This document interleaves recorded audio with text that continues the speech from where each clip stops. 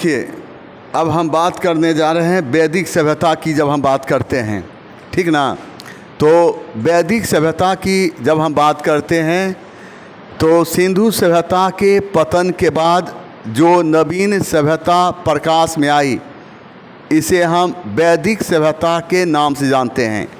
वैदिक सभ्यता को हम वैदिक सभ्यता के नाम से इसलिए जानते हैं क्योंकि इस सभ्यता के विषय में हमें जानकारी वेदों से मिलती है।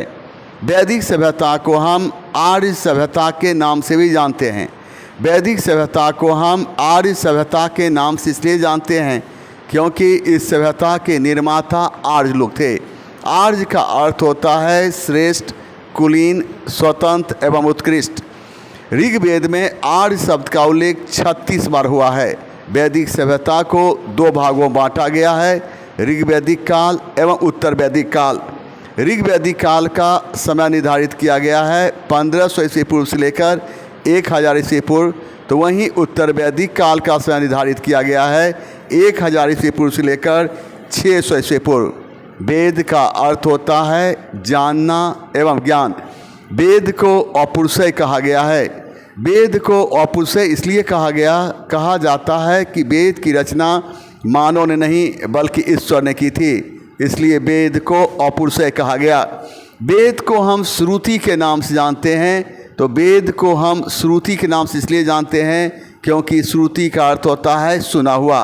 वेद को हम संहिता के नाम से भी जानते हैं। वेद को हम संहिता के नाम से इसलिए जानते हैं क्योंकि वेद में मंत्रों का संग्रह मिलता है। वेद को संकलित करने का श्रेय महर्षि वेद व्यास को जाता है। वेद 4 हैं, ऋग्वेद, यजुर्वेद, सामवेद एवं अथर्ववेद। ऋग्वेद की रचना सर्वप्रथम हुई, इस प्रकार ऋग्वेद सबसे प्राचीन वेद है।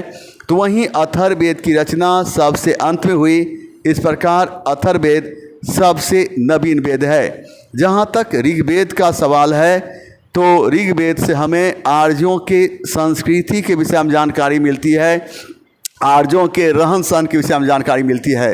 ऋग्वेद में विभिन्न देवताओं के स्तुति में गाए गए मंत्रों का संग्रह मिलता है। ऋग्वेद में 10 मंडल एवं 1028 सूक्त हैं। ऋग्वेद में 10 मंडल एवं 1028 सूक्त हैं। ये सूक्त दोहा को कहा गया, ये सूक्त अश्लोक को कहा गया।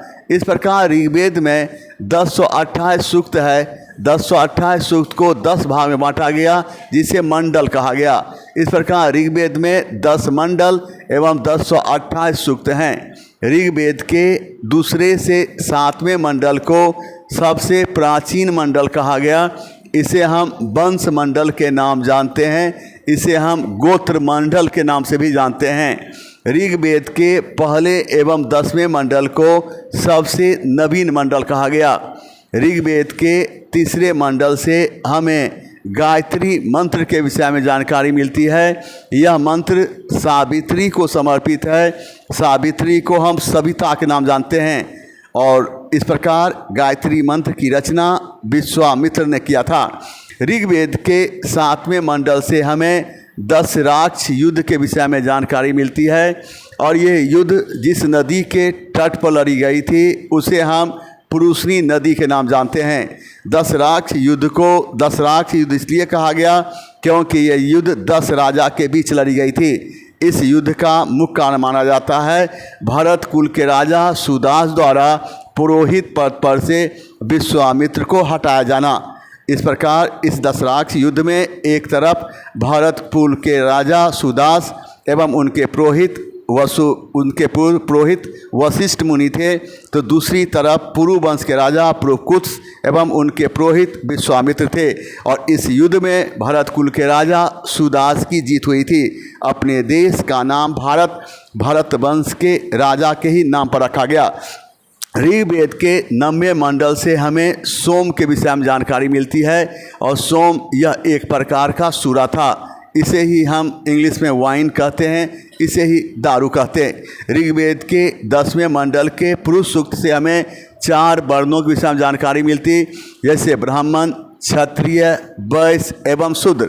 ऋग्वेदिक काल की बात करते हैं तो ऋग्वेद में सबसे अधिक बार उल्लेख सिंधु नदी का हुआ है। ऋग्वेद में सबसे अधिक बार उल्लेख सिंधु नदी का हुआ है। तो ऋग्वेद में सबसे पवित्र नदी सरस्वती को माना गया है। सबसे पवित्र नदी सरस्वती को माना गया है। इसे माँ कहकर संबोधित किया गया।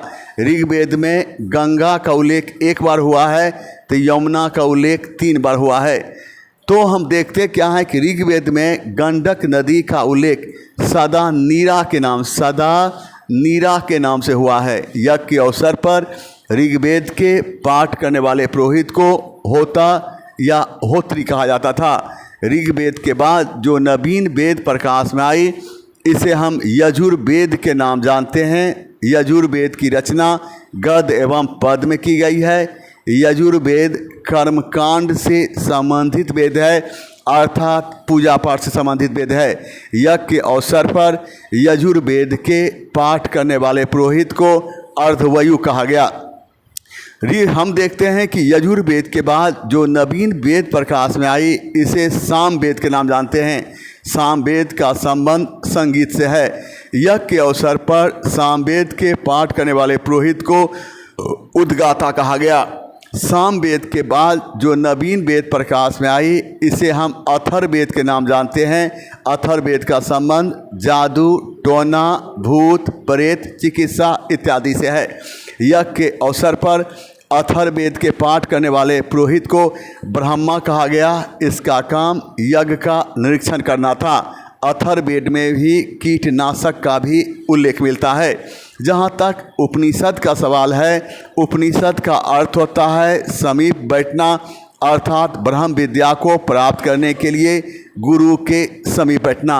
उपनिषद से हमें दार्शनिक बातों के विषय में जानकारी मिलती है, जैसे आत्मा क्या है, परमात्मा क्या है।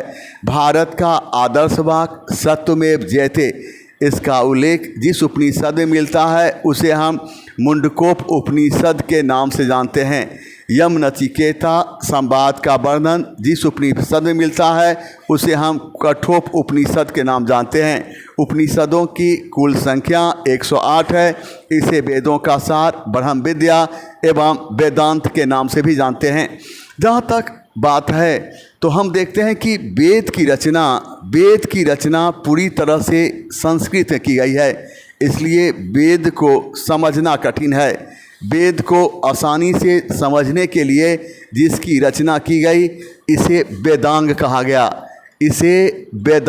गया। इस प्रकार वेदांग 6 हैं। नंबर 1 शिक्षा, नंबर 2 कल्प, नंबर 3 व्याकरण, नंबर 4 निरुक्त, नंबर 5 छंद, नंबर 6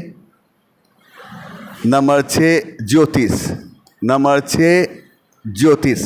अब हम देखते क्या है कि वेदांग की बात करते हैं। शिक्षा, वेदों के सही ढंग से उच्चारण के लिए जिसकी रचना की गई उसे शिक्षा कहा गया। तो कल्प, वैदिक कर्मकांड को पूजा पाठ कैसे किया जाए यह बताने वाले शास्त्र को कल्प कहा गया। तो भाषा संबंधित नियम को निर्धारित करने के लिए जिसकी रचना की गई, इसे व्याकरण कहा गया। पाणिनि की रचना अष्टाध्यायी व्याकरण की सबसे प्राचीन पुस्तक मानी जाती है। निरुक्त, किसी शब्द का कुछ न कुछ अर्थ होता है। किसी शब्द का क्या अर्थ होता है यह बताने वाले शास्त्र को निरुक्त कहा गया। छंद, वेदों के सही ढंग से पाठ करने के लिए जिसकी रचना की गई उसे छंद कहा गया। ज्योतिष, मानव के ऊपर ग्रह नक्षत्र का क्या असर पड़ता है यह बताने वाले शास्त्र को ज्योतिष कहा गया। कल्प 4 हैं। नंबर 1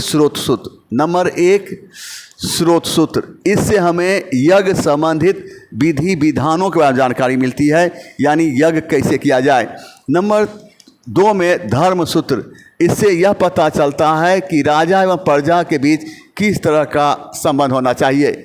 नंबर 3 में है गृह सूत्र, इससे पता चलता है कि गृहस्थ जीवन किस तरह का होना चाहिए। नंबर 4 शुल्ब सूत्र, और शुल्ब सूत्र इससे हमें ज्यामितीय गणित के विषय में जानकारी मिलती है। आर्य लोग कहाँ के थे, इस प्रश्न को लेकर विवाद रहा है। इतिहास में विवाद रहा है, लेकिन महान इतिहासकार मैक्स मुलर के अनुसार आर्यों का मूल निवास स्थान मध्य एशिया में बैक्टीरिया था, और जब आर्य भारत आए तो ये सर्वप्रथम पंजाब में बसे, इसके बाद अफगानिस्तान में बसे, यही मान्य है।